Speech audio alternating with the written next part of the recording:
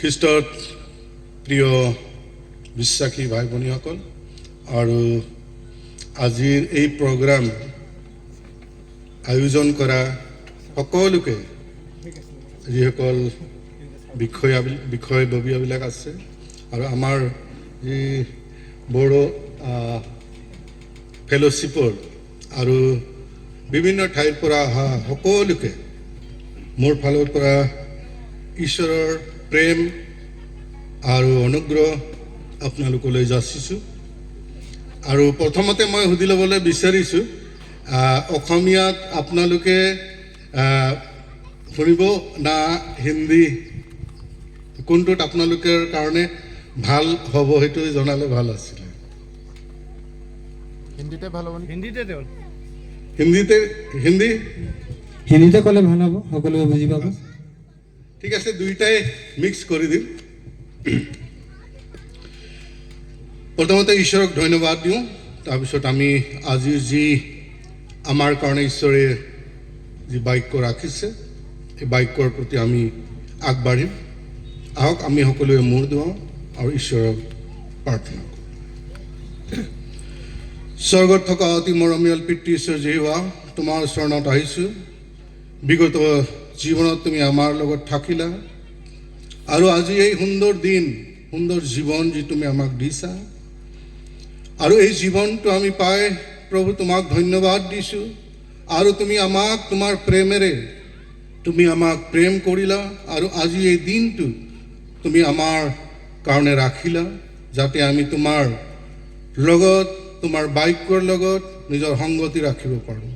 নিজৰ জীৱনত হয় প্ৰভু তোমাৰ পবিত্ৰতা যেন আমাৰ জীৱনত আহে আৰু আমি এই পবিত্ৰতাৰে তোমাৰ মহিমা আৰু গৌৰৱ যেন কৰিব পাৰোঁ। আজি যি বাক্য আছে এই বাক্য মই কোৱা নহয় প্ৰভু, কিন্তু তুমি তোমাৰ পবিত্ৰ আত্মাৰে সকলোৰে মনত ৰাখিব পৰাকৈ, বুজিব পৰাকৈ জ্ঞান আৰু বুদ্ধিৰে পৰিপূৰ্ণ কৰিবা। এনে যাচনা আমাৰ প্ৰভু যীশু খ্ৰীষ্টৰ নামত খুজিলোঁ, আমেন।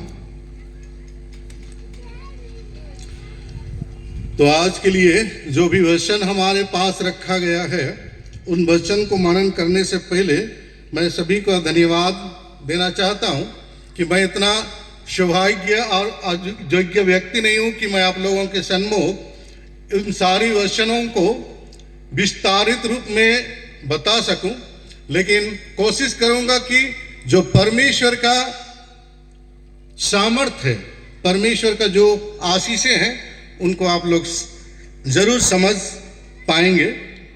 तो आज की जो वचन है जसया 9 उसकी 6, और उसमें जो लिखा गया है, इससे पहले कि हम लोग उस वचन की ओर मनन करें, मैं इससे पहले एक कहानी बताना चाहता हूं।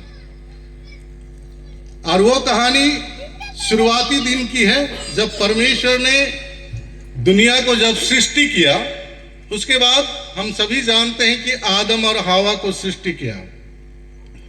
आदम और हवा जब परमेश्वर की आज्ञाकारी नहीं हो पाए, उस समय उन लोगों को एदेन की बटिका से निकाल दिया जाता है।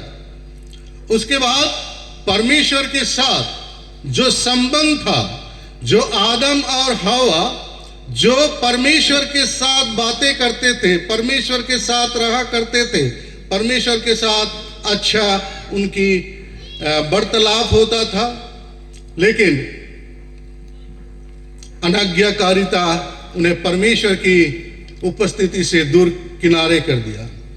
और वो किनारा इसलिए हुए क्योंकि उसने परमेश्वर की उस सामर्थ और सृष्टि को नहीं जान पाने के कारण। उसके बाद हम सभी जानते हैं, जितने विश्वासी लोग हैं, हम लोग जानते हैं कि उस समय के दौरान आदम और हवा जब एदेन की बटिका से बाहर आ जाते हैं, उसके बाद उन लोग फैलने फूलने लगते हैं, लेकिन परमेश्वर ने उन्हें नहीं छोड़ा, उन्हें और अपने पास बुलाने के लिए कोशिश किया।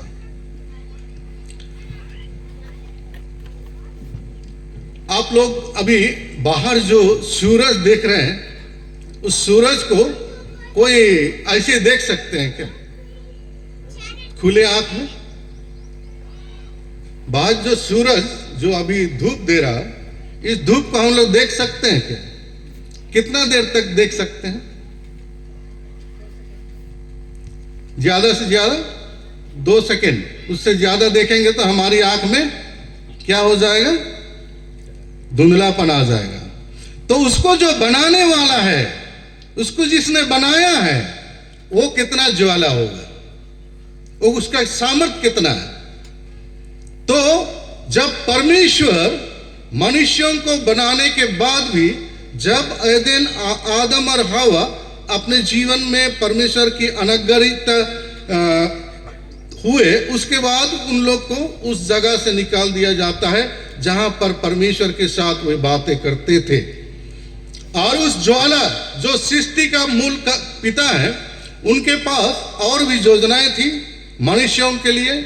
हम जानते हैं, जितने ही विश्वासी लोग हैं वो लोगों को जानते हैं कि जब मूसा हेरोब पर्वत, सिनाई पर्वत पर गया था, उस समय मूसा को परमेश्वर ने चुना था कि अपने विश्वासियों को निकाल कर बेबीलोन से निकाल कर लाए। लेकिन मूसा ने परमेश्वर को देखने की हिम्मत नहीं किया और उसकी जो बादल की छांव में से परमेश्वर उनके बीच में प्रकट होता है और उनकी अगुवाईता करने के लिए उनकी आशीष और उसको नेतृत्व करने के लिए अनुग्रह प्रदान करता है। उसके बाद हम देखते हैं उस कहानी बढ़ते आती है। लोग परमेश्वर की आज्ञाकारिता नहीं होकर के अनाज्ञाकारिता होने के बाद भी परमेश्वर ने उन्हें नहीं छोड़ा। और परमेश्वर इसलिए नहीं छोड़ा क्योंकि मनुष्यों को परमेश्वर ने अपने हथेली से बनाया और इतना प्रेम किया कि मनुष्यों के लिए उसने और एक योजना बनाया। उस समय के दौरान मनुष्य अनेक दुख कष्ट में थे, अनेक परिस्थितियों में जीत रहे थे, अनेक चुनौतियों की सामना कर रहे थे, लेकिन परमेश्वर ने उन लोगों को जितना दिन तक चलाया, स्वर्ग की माना खिलाया, उन लोग को जो खाना था सब कुछ खिलाया, लेकिन फिर भी मनुष्य परमेश्वर के साथ बगावत करने लग गए और परमेश्वर की महान आशीषों से वो अपने आप को किनारे करने लगे। और उस समय में जैसा यह भविष्यवक्ताओं के द्वारा या अन्य जो भी भविष्यवक्ताएं थी, उन भविष्यवक्ताओं के द्वारा परमेश्वर मनुष्यों को चिताने के लिए कोशिश किया। परमेश्वर मनुष्यों को बताने के लिए कोशिश किया कि परमेश्वर के साथ बगावत करना बहुत कठिन और ये इसके लिए सावधानी बरतना जरूरी है। लेकिन मनुष्य सुधारने के लिए कोशिश नहीं की और मनुष्य बार बार परमेश्वर के लिए परमेश्वर को दुख देते रहे, परमेश्वर के साथ बगावत करते रहे। ऐसे में परमेश्वर की एक महान योजना मनुष्य जाति के लिए उसने निर्माण किया और मनुष्यों को बचाने के लिए, मनुष्यों को अपने पास लाने के लिए, मनुष्यों को अपने संगति में रखने के लिए, मनुष्यों को अपने प्रेम से अपलोड करने के लिए, मनुष्यों को अपने प्रेम के द्वारा उस महान सामर्थ्य में परिपक्व बनाने के लिए परमेश्वर ने योजना बनाया। आज जैसे कि पुस्तक जो 9 उसकी 6 जो आज की विषय है, मैं आसामीस में पढ़ रहा हूं।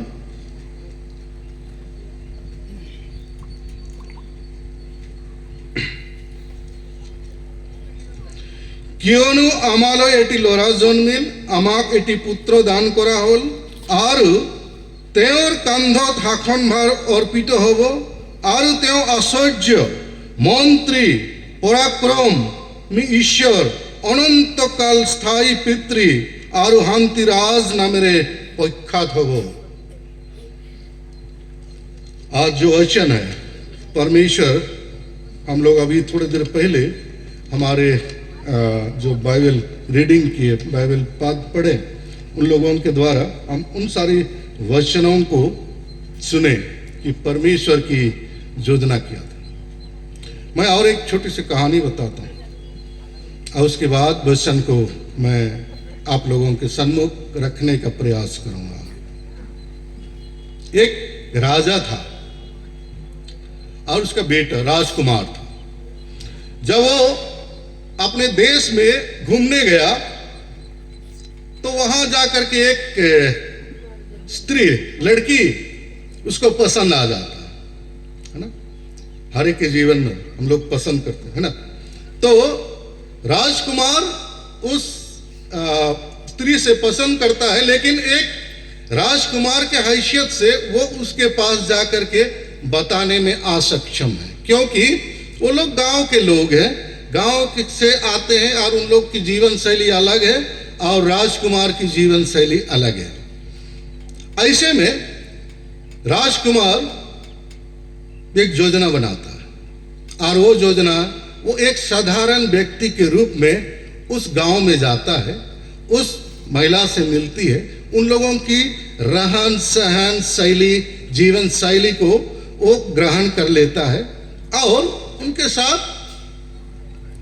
शादी रचाता है और अपने राजमहल में बाद में लेके जाता है।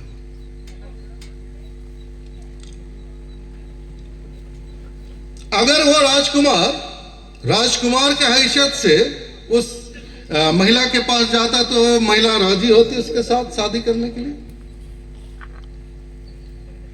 नहीं होती, क्योंकि वो एक गांव की, छोटी सी गांव की एक जगह से, जहां एक हम लोग कहते हैं ना, एक गांव छोटी जहां देहाती रूप में रहते हैं, तो ठीक उसी प्रकार परमेश्वर ने देखा मनुष्यों को बचाने के लिए दूसरा और कोई उपाय नहीं है और उस उपाय के लिए होने से परमेश्वर को अपने उस रूप में आना होगा ताकि मनुष्यों का दुख दर्द प्रेम सहानुभूति को समझ सके, जान सके। और परमेश्वर जब इस योजना को बनाता है तो मैं आप लोग को और दो बात बताना चाहता हूं इस बीच में। जब हम लोग आध्यात्मिक शिक्षाओं का जब हम लोग पढ़ाई करते हैं तो उस शिक्षाओं में जो हमारे हिंदू शास्त्र की बातें हैं, ऋग्वेद, सामवेद, यजुर्वेद, अथर्ववेद, इन वेदों में उन सारी बातों का जिक्र किया गया है कि परमेश्वर को मनुष्यों के लिए, पाप मोक्षण के लिए उनको धरती पर आना होगा और उस मनुष्यों के बीच में डेरा करना होगा। ये बाइबल नहीं, एक ऋग्वेद, यजुर्वेद, अथर्ववेद, सामवेद, इन बातों को जिक्र किया गया, क्योंकि दुनिया में ऐसे कोई भी व्यक्ति नहीं थे जो कि मनुष्यों की पाप से छुटकारा दे सकता था। और इसलिए परमेश्वर ने जसैया भविष्यवक्ता के द्वारा जो भविष्यवाणी किया कि संसार का पूरा प्रभुता उनके ऊपर होगा और वो एक मानवीय दृष्टिकोण के अनुसार मनुष्यों के साथ निवास करेगा और मनुष्यों की पाप, मनुष्यों की दुख और दर्द को, मनुष्यों की जो भी जीवन में संकट होती है उन सारी संकट से मुक्त कर देगा।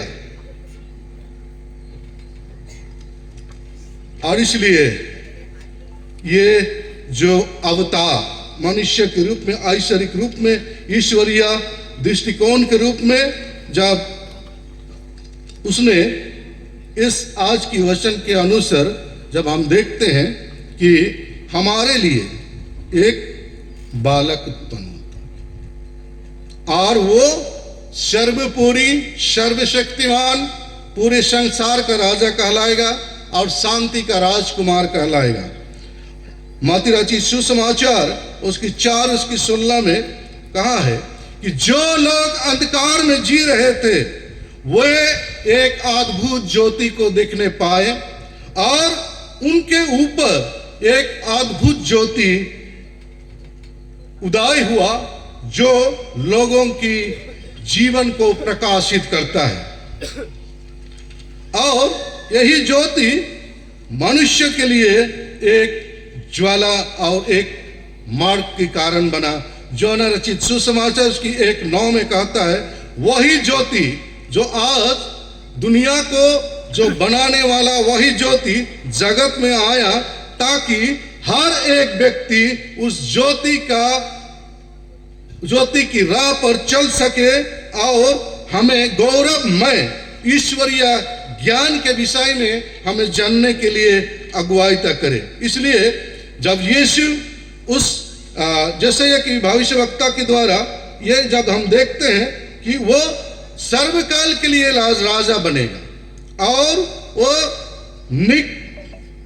उसका जो नाम होगा वो शांति का राजकुमार होगा, और उसके जीवन के द्वारा मनुष्य जो उस पर विश्वास करेंगे वो नष्ट नहीं होंगे, परंतु आनंद जीवन के भागी हो जाएंगे। तो आज जब हम देखते हैं हमारे जीवन को, हम लोग सोचते हैं कि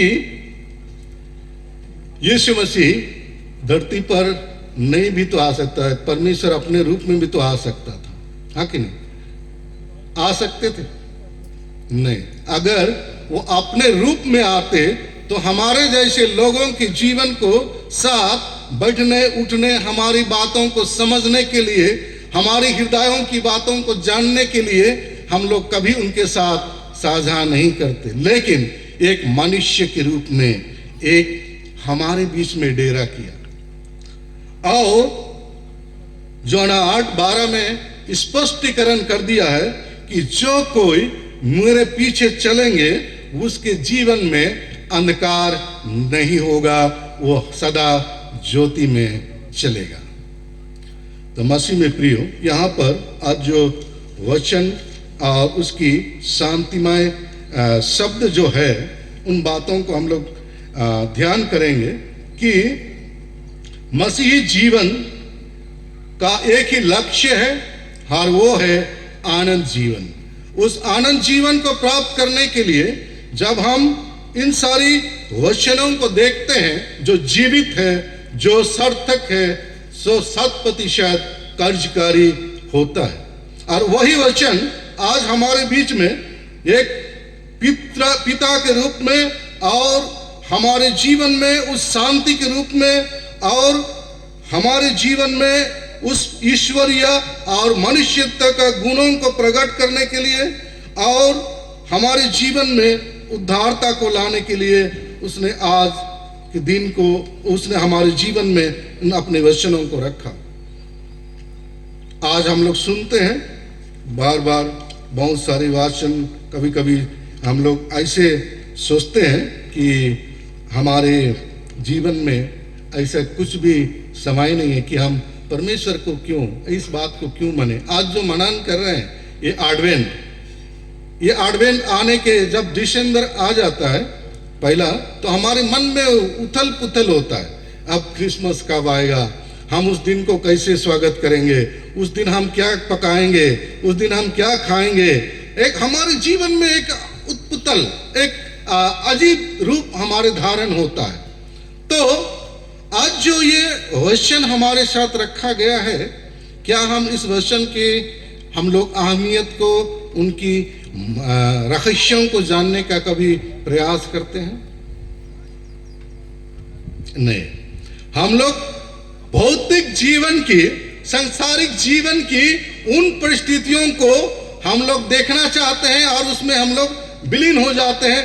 लेकिन परमेश्वर इस एडवेंट काल के समय में हमें उस बात को दर्शाता है कि तुम हमारे जीवन में उसको ग्रहण करने के लिए और अंधकार से दूर होने के लिए, ज्योति में चलने के लिए। तो आज जब हम हर एक दिन, हर एक मनुष्य जब उस परमेश्वर की ओर ताकते हैं, देखते हैं जिसने इस पूरे संसार को बनाया और उस संसार को बनाने के बाद आप लोग उत्पत्ति की पुस्तक में देखेंगे, जो सृष्टि था, हर एक चीज से बनाने के बाद मनुष्यों को जब बनाया तो उसने क्या कहा? सबसे उत्तम। कितना उत्तम? सबसे उत्तम। और उसने मनुष्यों को उस रूप में देखा कि सबसे उत्तम, बाकी जितने भी चीज थे उन सबों को भी उत्तम ही बनाया था, लेकिन सबसे उत्तम क्या थे? मनुष्य थे। और आज वही मनुष्यों को बचाने के लिए परमेश्वर अपनी योजनाओं को कार्यकारी करता है। आज हम हमारे जीवन को उस अंधकारमय जीवन, परमेश्वर से टूटे हुए संगति को और जोड़ करके हमारे जीवन में वही सामर्थ्य को, जो परमेश्वर की सामर्थ्य, वही सामर्थ्य को हमारे जीवन में देने के लिए खुद चाहता है। वो अपने प्रेम से प्रेम करना चाहता है। बुरा मत मानिएगा, एक चुटकुला सुनाता हूं आप लोग को। जब एक लड़का एक लड़की से प्यार करता है तो क्या कहता है, या लड़की या लड़का प्यार करते हैं तो क्या कहते हैं? तेरे लिए क्या कर दूंगा, क्या करूंगा कहता है? जान भी दे दूंगा बोलता है, चांद तारों को तोड़ के ला दूंगा बोलता है। मनुष्यों की हिम्मत है चांद तारों को तोड़ने के लिए, लाने के लिए। और वो लड़का जान देते हैं या लड़की दे सकते हैं, देते हैं कहीं कहीं, है ना? वो मजबूरी में, वो जो जान देते हैं ना, वो लोग इंसानियत रूप में नहीं पड़ते हैं, वो लोग शैतान की कब्जे में आते हैं और अपने जान गंवाते हैं।